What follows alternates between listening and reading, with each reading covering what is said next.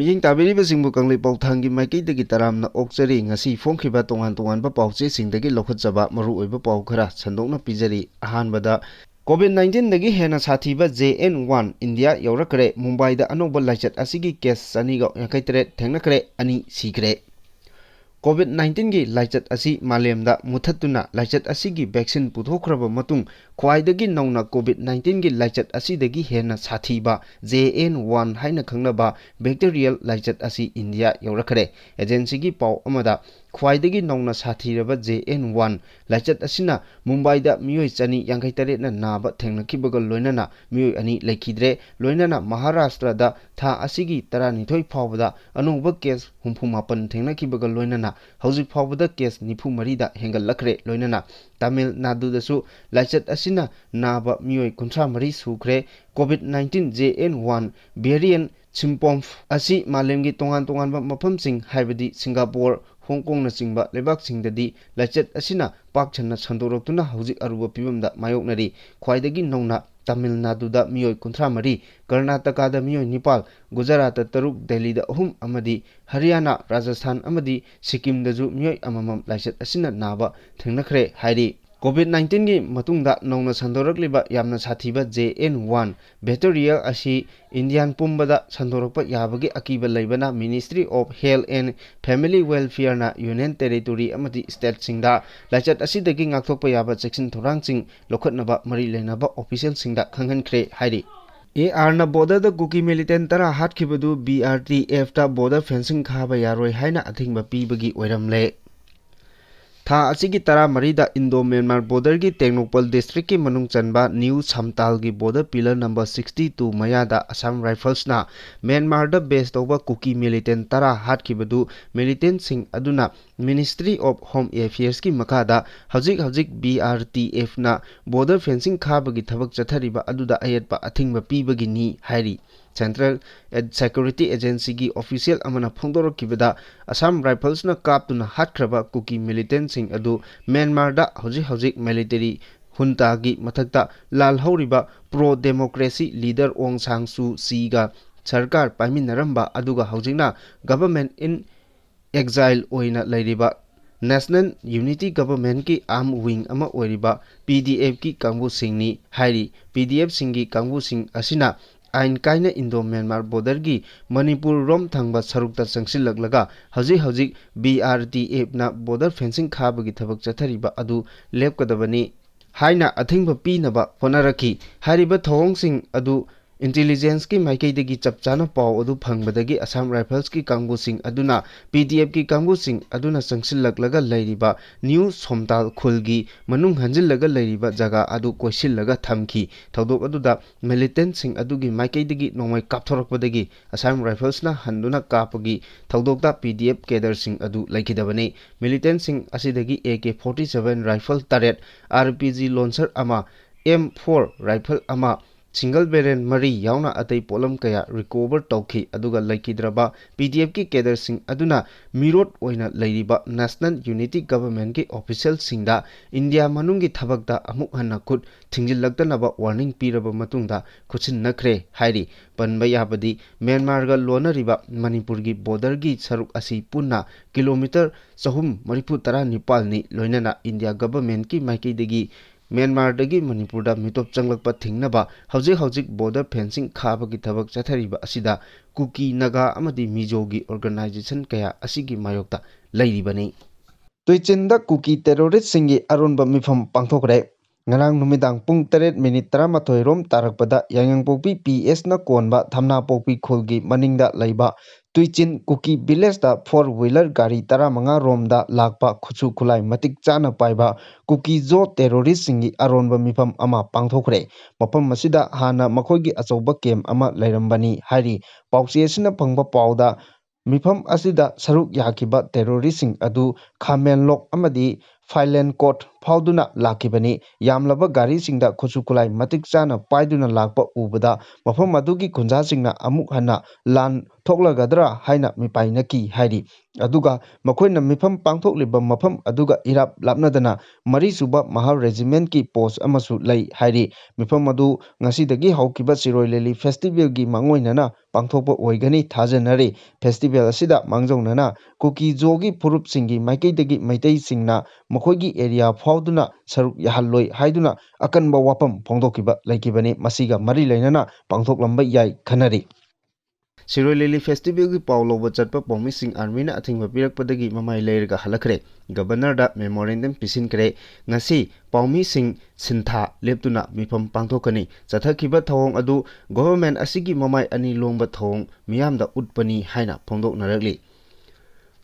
Megi Tang Kundagina Kunmari Fauba Pangthokadaba Mangasuba State Level Siroi Lili Festival Gi Paulo Bachatpa Media Team Ama Imphal Ukrul Lambi Gi Galtabida Mahal Regiment Ki Kangbu Amana Athingwa Pirakpadagi Paumi Sing Adu Siroi Lili Festival Gi Pau Coverage Togdana Imphal da Halakre Thodok Aduga Mari Lainana Manipur Press Club da Amju Amadi EGM Gi Oiba Athuba Mifam Ama Pangthoktuna Condemn Toba Yauna Thodok Aduda Senariba Security Personnel Singi Mathakta Chap Chabe Action Lokhatnaba Paumi Singi Oiba Rally Amaga Loinana Manipur Gi Governor da Aiba Cherol Pisin Khre Ngasi Paumi Singna Sintha Leptuna Athuba Mifam Pangthokadori Sarkarna Chap Chaba Positive Response Piraktrabadi Matam Kaktaba Pen Down Strike Ki Khongjang Phawba Changsilakpa Yai Hairi Manipur Gi Governor na Saruk Yaduna Pangthokadoriba Siroi Lili Festival Adugi Coverage Tongnaba Ngarang Ayuk DIPR na Sil Langduna Paumi Team Ama Loinana Ukrul Gi Damakta Manipur State Transport Ki Bus Ama Khongsan Khibane Adumapu Siroi Lili Festival Asi Asoi Angam Thoktanaba Imphal Ukrul Lambi Ngak Seliba Daita Loriba Mahal Regiment Ki Kangbuna Ngarang Ayuk Pung Mapan Makhairom Taba Matamda Paumi Singna Tongliba Bus Adu Gol Tabida Yorakpada Khamki Loinana Paumi Singna Tongliba Bus Adugi Windshield Mathakta Manipur State Transport Haina Thariba Banner Adu Khumjillaga Chatkadabani Haina Khanghalaki Maduda Paumi Singi Maikaidagi Karigidamakta MST Gi Banner Asi Khumjingadoribano Haina Army Personnel Aduda Hangluba Matamda Madugi Pakum Pirakide Security Gi Advisor na Masigi Matangda Chirol Thokpa Laikure Haina Utli Ulai Palai Toduna Laiki Loinana Namduna Bus Aduda MST Haina Thariba Adu Namduna Si Napsil Hanki Gari Aduda MN Haina Manipur Number Thariba Adu Phawba Khumjinnaba Khangalaki Mahal Regiment Sathariba Thong Sing Aduda Paumi Sing Gari Dagi Kumtharaga Halaki Adubu Bus Aduda Tongliba Government Ki Official Oiriba DIPR Ki Official Sing Adudi MST Thariba Bus Adu Khumjinduna Ukrul Tamna Chatkre Armina Siroi Lili Festival Gi Paulo Bachatpa Paumi Singda Chathakiba Thong Adugi Matangda Khudaki Athuba Mifam Ama Amju Amasung EGM na Sinduna Press Club ta Pangthokre Loinana Thodo Adubu Condemn Toba Yauna Apunbagi Oiba Warep Amagi Makhada Thodo Aduda Chenariba Singi Mathakda Chapchaba Action Lokhatnaba Paumi Singi Oiba Rally Ama Loinana Manipur Gi Governor da Cherol Ama Pisinkre Governor da Pisin Kiba Cherol Aduda Haribadi Paumi Team Aduda Goltabi Yorakpada Mari Suba Mahal Regiment Ki Kangbu Sing Amasung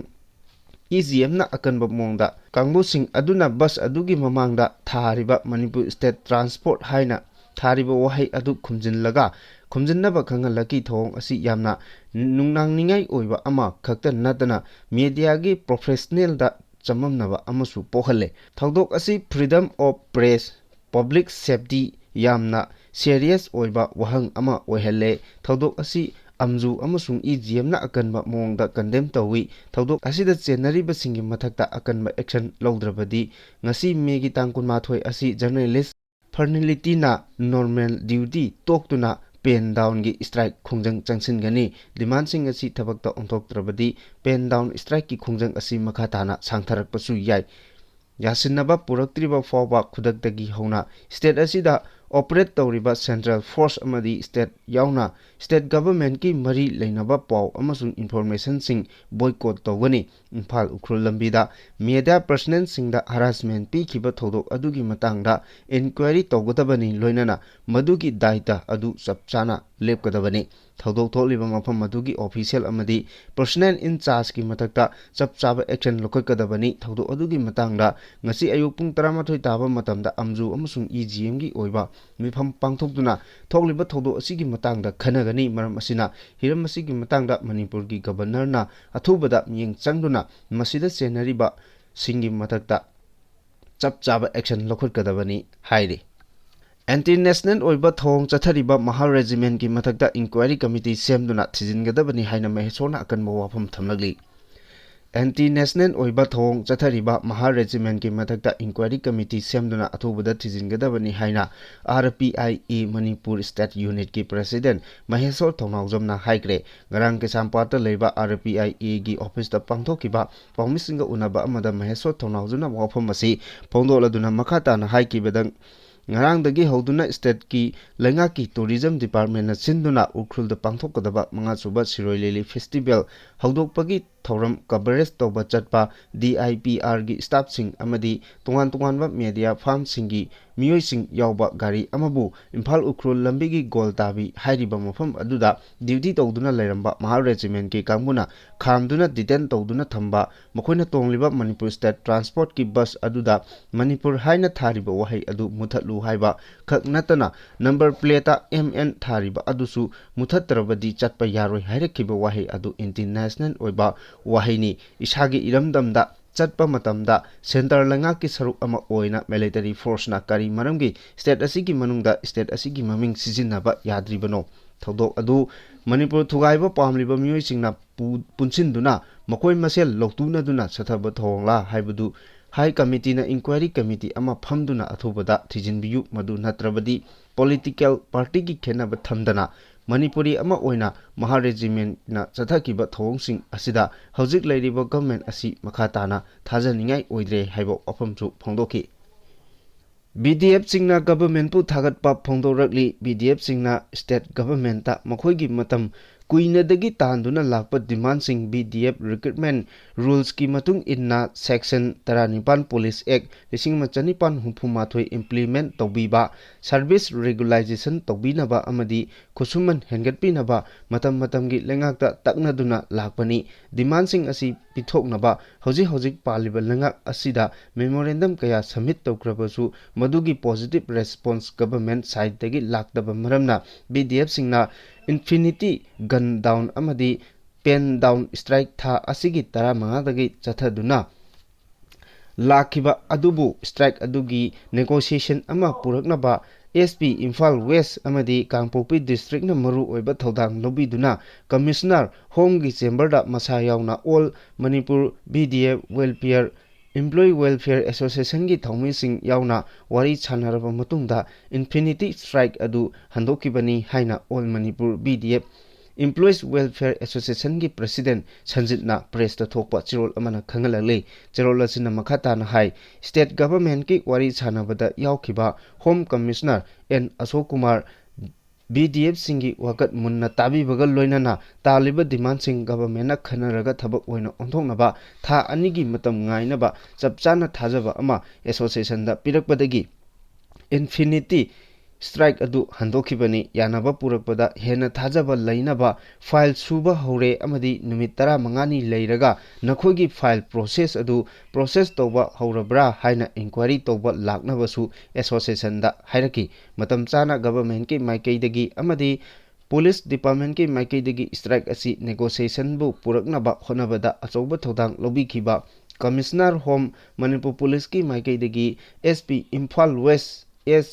ꯑꯃꯗꯤ ꯀꯥꯡꯄꯣꯛꯄꯤ district SPꯁꯤꯡꯕꯨ ꯑꯦꯁꯣꯁꯤꯌꯦꯁꯟꯒꯤ ꯃꯥꯏꯀꯩꯗꯒꯤ ꯑꯋꯥꯡꯕ ꯊꯥꯛꯇ ꯏꯀꯥꯏ ꯈꯨꯝꯅꯕ ꯎꯠꯆꯔꯤ ꯂꯣꯏꯅꯅ ꯑꯄꯤꯕ ꯃꯇꯝꯒꯤ ꯃꯅꯨꯡꯗ BDFꯁꯤꯡꯒꯤ ꯗꯤꯃꯥꯟꯗ ꯁꯣꯏꯗꯅ ꯄꯤꯊꯣꯛꯀꯅꯤ ꯍꯥꯏꯕꯒꯤ ꯆꯥꯎꯅ ꯊꯥꯖꯕ ꯒꯚꯔꯟꯃꯦꯟꯠꯀꯤ ꯃꯐꯝꯗ ꯊꯝꯖꯔꯤ ꯃꯈꯥ ꯇꯥꯔꯛꯄꯗ BDFꯁꯤꯡꯒꯤ ꯗꯤꯃꯥꯟꯗ ꯃꯔꯝ ꯆꯥꯕ ꯗꯤꯃꯥꯟꯗꯅꯤ ꯍꯥꯏꯗꯨꯅ ꯄ꯭ꯔꯖꯥ ꯁꯦꯛꯁꯟ ꯈꯨꯗꯤꯡꯃꯛꯇꯒꯤ ꯑꯃꯗꯤ ꯄꯣꯂꯤꯇꯤꯀꯦꯜ ꯄꯥꯔꯇꯤꯁꯤꯡꯒꯤ ꯃꯥꯏꯀꯩꯗꯒꯤ ꯒꯚꯔꯟꯃꯦꯟꯠꯇ ꯑꯀꯟꯕ ꯄ꯭ꯔꯦꯁꯔ ꯇꯧꯕꯤꯔꯛꯈꯤꯕ ꯈꯨꯗꯤꯡꯃꯛꯄꯨꯁꯨ ꯑꯦꯁꯣꯁꯤꯌꯦꯁꯟꯅ ꯊꯥꯒꯠꯄ ꯐꯣꯡꯗꯣꯛꯆꯔꯤ ꯍꯥꯏꯔꯤ ꯒꯧꯍꯥꯇꯤꯗ ꯏꯁꯤꯡ ꯊꯨꯝꯖꯤꯜꯂꯛꯄꯗꯒꯤ ꯃꯤꯌꯥꯝꯅ ꯑꯦꯂꯔꯠ ꯑꯣꯏꯅ ꯂꯩꯅꯕ ꯈꯪꯍꯟꯈ꯭ꯔꯦ Assamgi Guwahati nong maram oiduna ising thumjilakpadagi miyamna alert oina lainaba authority na appeal tawrakre lakadoriba numit kharani asida city asida ising isau amadi landslide na singwa tholokpa yai maram aduna miyamna alert oina lainaba chief minister office na khanghankhre Chief Minister Office taki phangba pawgi matung inna hawjik Guwahati city da nong singi phibam yamna fatte phibam asi lahakadoriba numit kharani asidasu asum oikigani maram aduna miyamna yum manungda laibiduna darkar laitana lamda chatpiganu masina hena khudong thiba oigani ngasi asi Guwahati da yamna na mayai oirap kanba nong takhre masigi mathakta Indian Meteorological Department na phongkiba Pauda, Pibamasi, Assamgi Mapam, Ayamada, Oigani, Hari, Lonana, Pibamasi, Lagliba, Nuini, Humni, the Su, Hong Loi, Maramaduna, Miamna, Section, Torang, Lokot Piu, Hari, Narang, Ayupung Nipan, Kai, Pauda,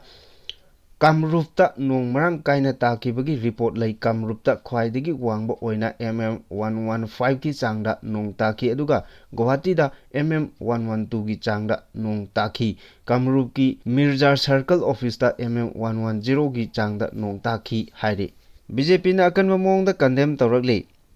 Ngarang ayuk Maha Regiment Kangbu amana Ukrul Chiroi Lili Festival ki Paulo Bachatpa Paumi Singi team amanda tungba MST ki basta Manipur haina thariba adu lokthoktrabadi chatpa yaroi haina athingma pikhiba thong adu mathong huktaba thong ni haina BJP Manipur Pradesh ki maikeidigi akanba mongda condemn torole ngarang Niti Aiyot Chuthekta pangthokiba Paumi Singa unaba amada BJP ki General Secretary P Premananda Maiteina haikibada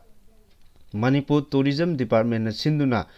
Ngarang dagi hauna pangthokliba Siroi Lili Festival asi lamdam asigi yamna maru oiba festival amani festival asigi pauloba chatpa paumi singna tongba gari ama Goltabi da Maha Regiment ki kangbu amana khamduna